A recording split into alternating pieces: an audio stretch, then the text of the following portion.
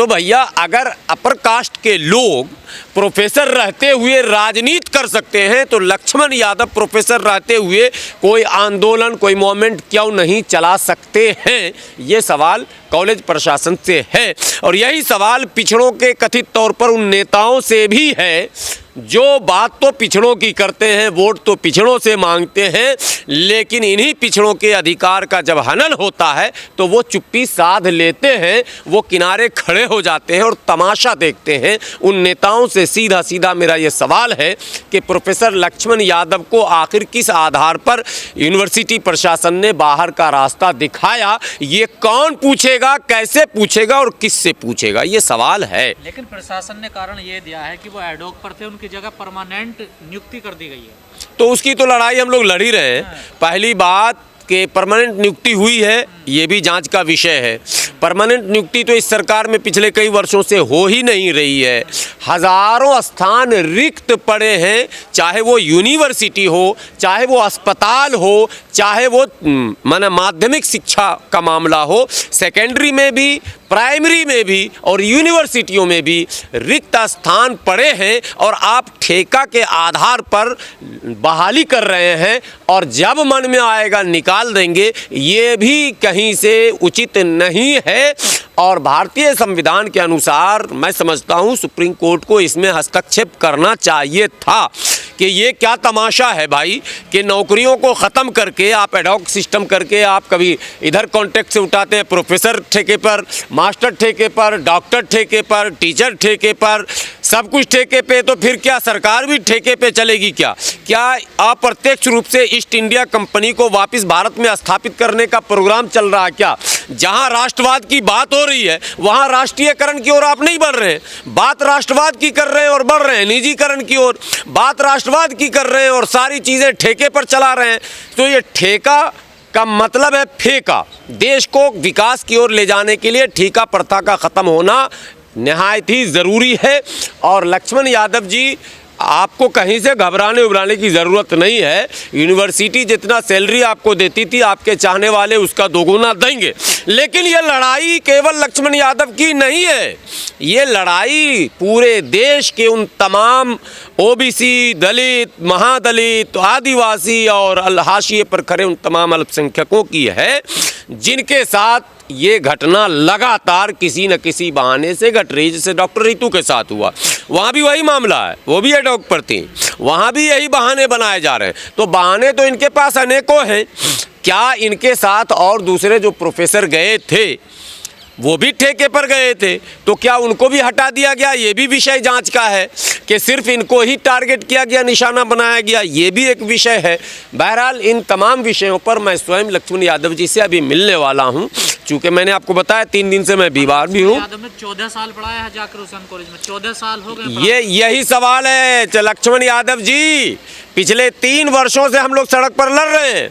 बिजली वाले 15 साल से काम कर रहे हैं ठेके पर, लात मार के निकाल दिया जा रहा। स्वास्थ्य विभाग में 15 साल से लोग काम कर रहा, लात मार के निकाल दिया जा रहा। सवाल यही तो सरकार से हम कर रहे हैं कि जिसने 15 साल तक बिजली ठीक की है उसे निकाल के बाहर जो कर रहे हो तो वो क्या काम करेगा? जिसने सफाई का काम किया 15 वर्षों तक वो कहाँ जाएगा? जिसने अस्पतालों की सेवा की है वो कहाँ जाएगा? इसी तरह से जो शिक्षा के क्षेत्र में पढ़ा रहे हैं, लिखा रहे हैं, जिस विषय के वो टीचर हैं, जिस विषय में वो पूरी तरह से मतलब आत्मनिर्भर हैं, उस विषय के ज्ञाता हैं, यदि उनको आप निकाल दोगे तो क्या वो ट्यूशन सेंटर चलाएंगे? क्या करेंगे? क्यों ये हो रहा है? ये प्रथा आखिर चल क्यों रहा कि 10 वर्षों और 15 वर्षों तक जॉब करने के बाद भी उन्हें नौकरियों से निकाल दिया जा रहा है? यही लड़ाई ठेकेदारी हटाओ राष्ट्रीय संयुक्त मोर्चा लगातार लड़ रही है और हम यही सरकार से भी कह रहे हैं और आम जनों से कह रहे हैं, आप टुकड़े टुकड़े में मत बटिए, वरना टुकड़े टुकड़े गैंग जो एक नारा यहाँ है उसके आप पार्ट और हिस्सा बन जाएंगे। आपको यूनाइट होना होगा। इसीलिए हमने ठेकेदारी हटाओ राष्ट्रीय संयुक्त मोर्चा बनाया है ताकि वो तमाम संगठन इसमें समाहित हो जाएं, एक साथ आएं और मिलकर लड़ें, मिलकर आवाज़ उठाएं कि ठेकेदारी प्रथा को हम भारत में किसी भी कीमत पर स्वीकार नहीं करेंगे। हम ठेका प्रथा को समाप्त करना चाहते हैं और सभी चीज़ों का राष्ट्रीयकरण करना चाहते हैं। निजीकरण के नाम पर रेलवे में 10-10 साल तक नौकरी कराने के बाद, निजीकरण के नाम पर एयरपोर्ट में काम कराने के बाद, निजीकरण के नाम पर शिक्षा के क्षेत्र में काम कराने के बाद, निजीकरण के नाम में स्वास्थ्य के क्षेत्र में काम कराने के बाद, जब ठेकेदार चाहता है उठाकर बाहर का रास्ता दिखा देता है और वो कहता है ये बात कि भाई हमको तुमसे योग्य आदमी मिल गया, तुम तो अब बूढ़े हो गए, तुम तो कमज़ोर हो गए, हमें तो हट्टा कट्टा उल्लू का पट्टा मिल रहा, तुमसे कम रेट में मिल रहा। ये ठेकेदार कर रहा लगातार। अगर किसी को 20,000 दिया जा रहा तो वो कर रहा मुझे फ्रेशर 15,000 में मिल रहा, तो ये तो ठेकेदार करेगा ही। इसलिए सरकार इसकी एक पॉलिसी बनाए।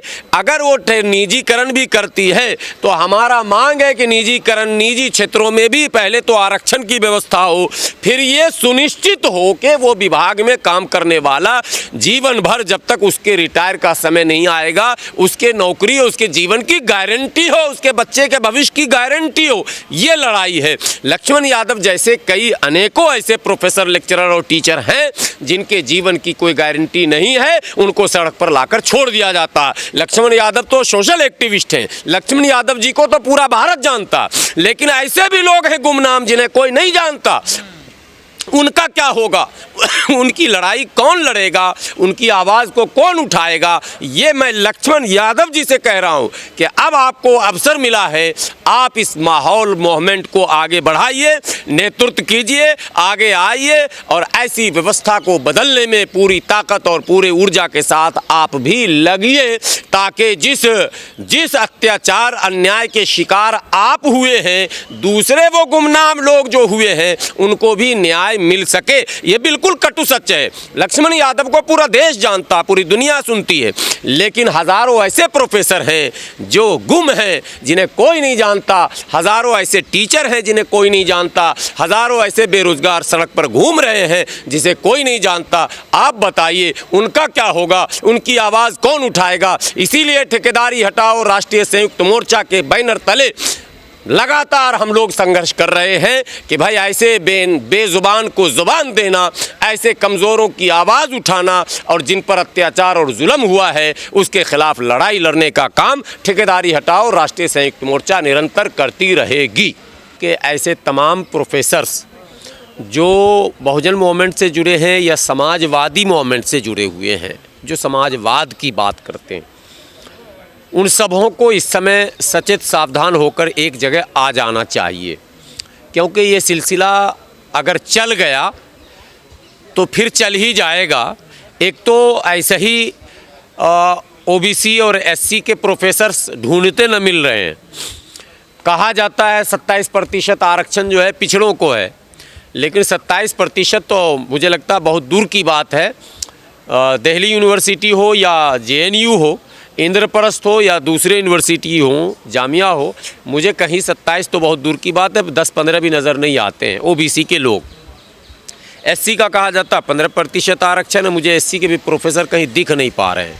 होंगे अगर तो वो चुपचाप वाले होंगे, कहीं दिख नहीं रहे हैं। ऐसे में चिंता का विषय केवल लक्ष्मण यादव के लिए नहीं है, ये चिंता का विषय ये पूरे देश के लिए है, पूरे देश के पिछड़ों के लिए है कि क्या प्रोफेसर्स अगर किसी अभियान, किसी मूवमेंट, किसी आंदोलन से जुड़ते हैं तो क्या यूनिवर्सिटी इंतज़ामिया, विश्वविद्यालय प्रशासन उस पर इस तरह की कार्रवाई करने के लिए स्वतंत्र है क्या? अब तक हम लोग ये देखते सुनते आए हैं कि जो हाई स्कूल के टीचर हैं और उससे नीचे जो भी हैं 10+2 से नीचे, वो तो अगर चुनावी राजनीति में या किसी इस तरह के आंदोलन में जाएंगे तो उनको इस्तीफ़ा देना। लेकिन मैं कंप्लीट कर रहा हूँ इसको। लेकिन बाकी तमाम प्रोफेसर्स जो हैं ऑलरेडी वो स्वतंत्र हैं, ड्यूटी पर रहते हुए नो वर्क नो पे के ग्राउंड पर वो पॉलिटिकल पार्टी भी ज्वाइन कर सकते हैं, चुनाव भी लड़ सकते हैं। मैं जिस धरती का रहने वाला हूं बिहार का, वहाँ के सबसे दिग्गज नेता थे जो अब दिवंगत हो गए, प्रोफेसर भोला सिंह। वो स्वयं हमारे बेगूसराय के कॉलेज के प्रोफेसर थे। पूरे जीवन उन्होंने राजनीति की, पहले वामपंथ की राजनीति की, फिर कांग्रेस की राजनीति की, फिर वो लालू जी की पार्टी में गए और आखिरी में भाजपा में गए और उनकी मृत्यु हुई। ठीक है, तो अब अभी 20 ऐसे प्रोफेसर हैं जो भारतीय जनता पार्टी के सांसद हैं, राज्यसभा और लोकसभा। उसी बेगूसराय से एक और प्रोफेसर हैं हमारे जेएनयू के, राकेश सिन्हा जी, वो बाज़ाब्ता राज्यसभा सदस्य हैं, प्रोफेसर हैं। कोई कह दे कि उन्होंने इस्तीफा दे दिया, नहीं, और कोई कह दे कि प्रशासन ने उनको निकाल दिया, वो भी नहीं। 5 तारीख के शाम में हमको ये खबर मिल गई थी कि उनके साथ कुछ इस तरह का हुआ है, शायद डिपार्टमेंट ने उन्हें निकाल दिया है। जिस कॉलेज में वो प्रोफेसर हैं उसी कॉलेज में मेरा बच्चा जो है वो छात्र भी है, जाकिर हुसैन कॉलेज में।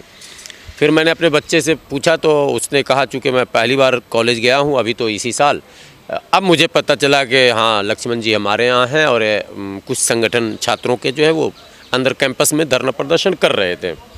लेकिन अब तक हमें ये समझ में नहीं आया कि कारण क्या रहा निकालने का। मैंने स्वयं अपने आप से पूछा कि आखिर कारण क्या होगा, क्या अनुपस्थिति या क्लास में कम समय देना इत्यादि इत्यादि, यदि ये कारण है, या फिर बहुजन मूवमेंट में पेश रहना ये कारण है,